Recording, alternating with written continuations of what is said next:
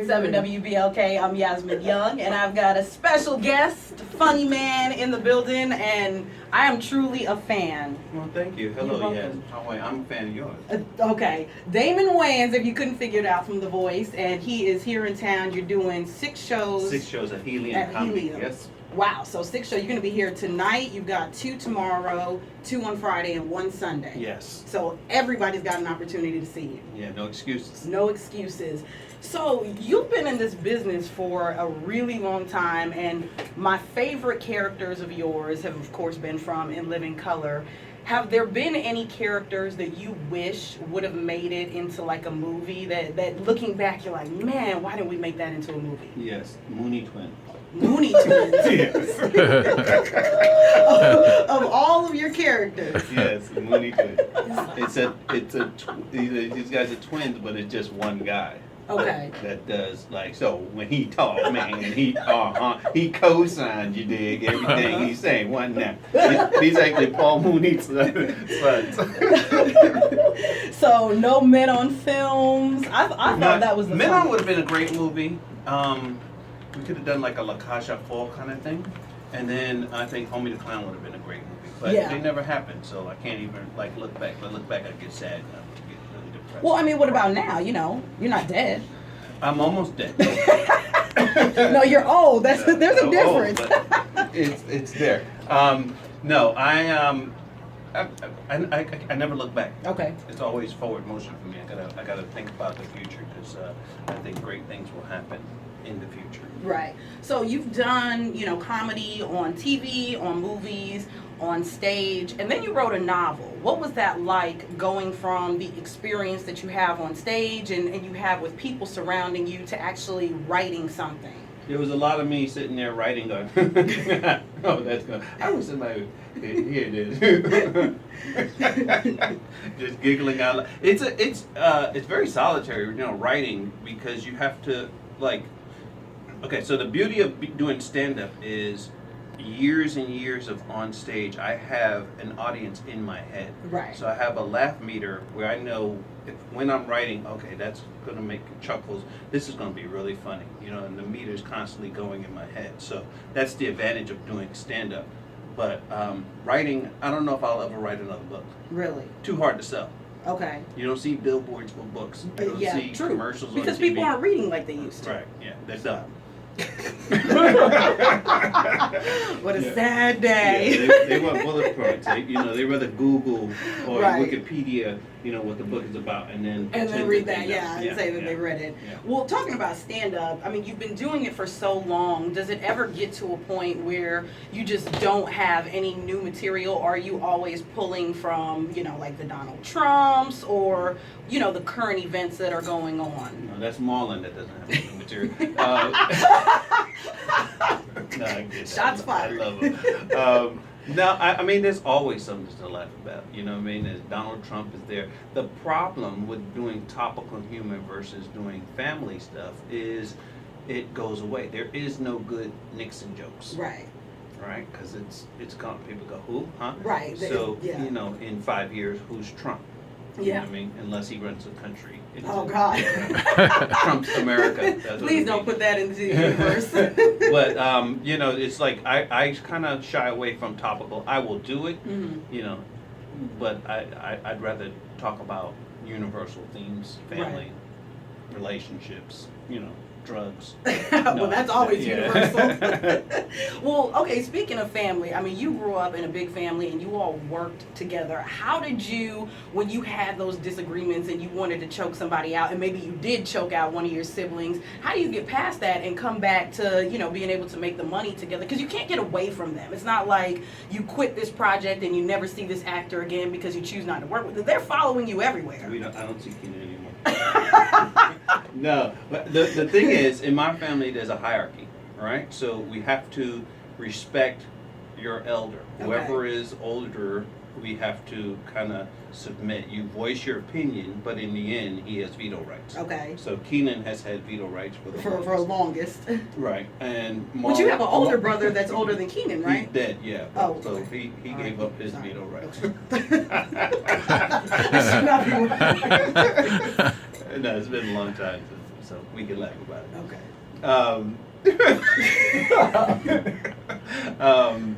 Yeah, it's always been like that. My mother wouldn't let us fight. Okay. You know, So Mama kept everybody in check. She'd make us kiss in the mouth. That's a little awkward. If you argue with your brother, you kiss him in the mouth. Okay. It's like, that's insensitive. I don't ever want to argue with Keenan again. He is terrible punk. Well, speaking of older, you have a birthday coming up, right? Oh gosh, okay, I just caught that. Okay, I'm gonna leave that one alone. Yeah. So you have a birthday coming up, September 4th? 4th, yes. Okay, so what are you doing? Any Double big nickels, plans? I'm gonna be 55. Yeah, that's old. You know what my plans are? To wake up, to work out, to, thank God for life, and then go do stand-up. That sounds like a great day. No. It's not. Sad. Who wants to do that? There are so many people that would love to live the life that you've lived, and you're venturing out into new things. Like, how did you get into the apps? And by the way, I love the making money in my sleep. Like, that's amazing because that's what America, well, the wealth in America was built on, is making money in your sleep. Yep, memes. And I love the tech world. It's like learning a new language. It's very hard. Right. Because it's something, that I dropped out of school in 9th grade. So, understanding coding is out of my league. But there's young kids that are like in 1st grade and they're writing codes and hacking banks. Now, but when I went to school, they had this Cobalt computer, which was as big as this whole room that only could write your name. Right. You know what I mean? So, but now the phone is the new computer. Absolutely. And I mean, just the information that's in a phone is, you can basically run a spaceship from your phone. Right. So learning that, and I still don't know how to code, but I understand how to create something. I have an idea, okay, this would be good, and then putting myself through the motions, now I understand how to break down an app and make an app. Right. So. Well, okay, you've got 4 kids, right? Mm-hmm. Son that's doing a lot of work, acting and comedy as well, and you've got grandkids. On a more serious note, what is it that you see about this world now from when you were growing up that you hope changes for your kids and your grandkids? Well, gee, that's a...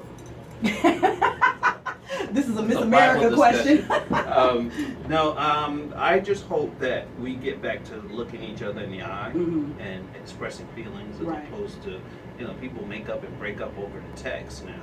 And it's crazy to me that this is, I call it the look down generation, where they look down into their phones. Right. Until you gotta text them to look up. Right, because you'll have 4 or 5 people eating dinner and everyone is on their phones and they're all on the same social media network, tagging each other in their pics of their food, but nobody's actually interacting. Yes, and that's scary to me because it's only going to get worse. And the people who are benefiting from, you looking down in your phone are not paying you for that. All the videos, they put up 10,000 videos per second on YouTube. And you know how much those people get paid? Like pennies or quarters of pennies. You know how much Google made last year? Billions. Billions. Yeah. Right. So absolutely. why are we helping to, build these companies that don't really do nothing for us? Right. You know what I mean? I just think that we need to get back to the simplicity of life. Go outside and play. Right. I tell my grandkids, go outside and play. They take their phone and they sit outside. And sit outside and that's playing. Yeah. So what is it like to be a granddad? Because, looking back and you on In Living Color, and I hate to keep bringing it up because I know it's so old, but that is one of my favorite shows of all time. And it's like picturing you now as a grandfather. Do they think that you're like the coolest granddad ever? Or are they like, whatever? My grandkids love me. Your kids don't? My kids, yeah. They think I'm corny. It's scary when your kids don't think you're funny. Right. You know what I mean? It's like, I'm annoying. I'm like, like my father is to me. I don't think he's funny. Right. I don't think he has wisdom. I don't think, it's like that. Just shut up. Just shut up and just get older. I think that's all kids with their parents, though, no matter how funny you are. I mean, because your funny has been proven. You know, this is not That's something what I that's do. unproven. Let's go watch some of this stuff. Tell me I'm not funny. Well, what can people expect from your stand-up show? You're going to be here 6 shows, the Helium Club. What do people look forward to? I'm talking about, Diddy hit somebody in the head with a kettlebell. With a kettlebell. Yeah. It's like this new thing in hip hop. Like, give me that 20. And I'm talking about how I understand that he had to protect his son. Right. Because at a certain point, there's a lot of, him being a showman coming to his son's game in a helicopter. I'm sure there was some sort of resentment. A little bit. Blowing all the equipment around the floor. But, me having to fight for my children and how my father didn't fight for us. And it's like my father was very old school. Like, he believed that the parent or the adult was always in the right. Right. Especially if they was white. It's like that old school, Right. Don't you look them in the eye. Don't you say anything, you run up north. Is that where the last slave alive skit came from on In Living Color? Wow, that's a good reference. Yes, I mean, but it's just trying to, to be there for your kid and know when to fight for him and know when, like one time my son he told me that the neighbor hit him. And I went over, I was going to, fight. And then right as I kicked the guy's door open, he goes, I was lying, Daddy, because he saw I was serious. Right. I was in DEFCON 5. And so it's like, but the guy had yelled at him, told him, get down. Right. He was playing outside. But to know when the kid is, when to defend him and when not to. Right. Well, and speaking of your son, Damon Jr., he said recently that he wouldn't do Let's Be Cops 2 until, law enforcement in America kind of got back. He's lying. Let him write him a check. Put a couple million before him and see if he don't. Well, okay, so on the serious side, you growing up in the 60s. No, he said he wouldn't do it. And I'm proud of him for taking that stand. Right. And I don't think he should. I don't think it'll be well received. I think that, until we work out as human beings, how a human should be treated. Right. I think he, is smart, and I'm glad he has some sort of conviction about something in life. Nice. Damon Wayans, he's in town for 2 or 3, 4 days, actually. So you got 6 shows. I had to think in my head. Math is not my strong point. I'm in radio. 30 Mississippi Street, today through Sunday. 1 show tonight, 2 shows on Friday, 2 shows on Saturday, and 1 show on Sunday. Yes, ma'am. Well, thank you for being here on WBLK. We appreciate you. Thank you. You still look good. You still look young, man. All right, we out. Awesome. Can I get a photo? Absolutely.